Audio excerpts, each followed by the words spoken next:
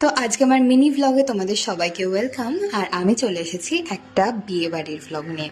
আজকে বিয়ে বাড়িতে যাচ্ছিলাম এই শাড়িটা পরে। এই শাড়িটা আমি নতুন নিয়েছি আর এটা আমাকে পরিয়ে দিয়েছে এত সুন্দর করে কিন্তু আমার মা, আর মেকআপটা আমি নিজেই করেছি।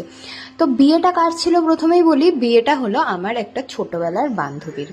তো ছোটবেলার বান্ধবীদের পরপর সব বিয়ে হয়ে যাচ্ছে, তো খুব ভালো লাগছে। আর আমি এখানে গিয়েছিলাম, আমি, মা আর আমার বোন তিনজন মিলে, আর এখানে একটুখানি স্টাইল করে নিচ্ছিলাম। যাই হোক, শাড়িটা মা খুব সুন্দর পরিয়ে দিয়েছে। আর এটা হলো অনেক পুরনো আমার একটা ইয়াররিং, যেটা পরলাম বেশ অনেকদিন পর। এটা আমার ফুল লুক। তোমরা প্লিজ জানিও আমাকে ঠিক কেমন লাগছে, ঠিক আছে?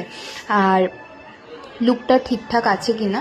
তো আমি যখন এই ভিডিওটা করছিলাম বিয়েবাড়িতে, সবাই আমাকে বলছে হ্যাঁ ঠিক আছে ঠিক আছে, খুব ভালো লাগছে, এবার চল একটু খাওয়া দাওয়া কর, একটু গল্প গুজব কর। কিন্তু আমার বিশ্বাস করো, বিয়েবাড়ি গেলেই না মানে একটু ফটোশ্যুট এইসব নিয়ে আমি একটু ব্যস্ত হয়ে যাই, ঠিক আছে? মানে ফটো তুলবো এরকম একটা ব্যাপার থাকে। আর এই যে পুরো আমার মায়ের ফ্রেন্ডস গ্রুপ, ঠিক আছে, আর এটা আমার একটা ছোটবেলার বান্ধবী। তো সবাই মিলে এক জায়গায় হয়েছি তো আজকে অনেকগুলো বছর পর, প্রায় 5-6 বছর পরে।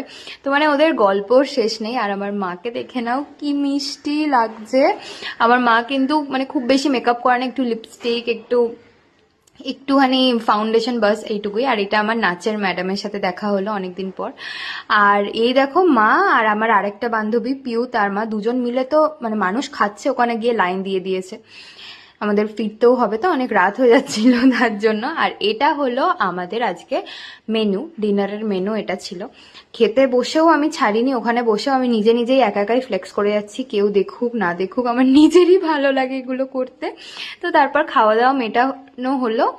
তারপরে এসে আমরা এই যার মানে আমার বান্ধবীর বিয়ে তার কমপ্লিট হয়ে গেছে। আর এখানে ভাই বোনেরা সব ঘর ধরেছিল। তারপর আমি বাড়ি ফিরলাম। আর বাড়ি ফিরে মায়ের সাথে এই ভিডিওটা এন্ড করছি। ভালো লাগলে please do like, comment, share. By.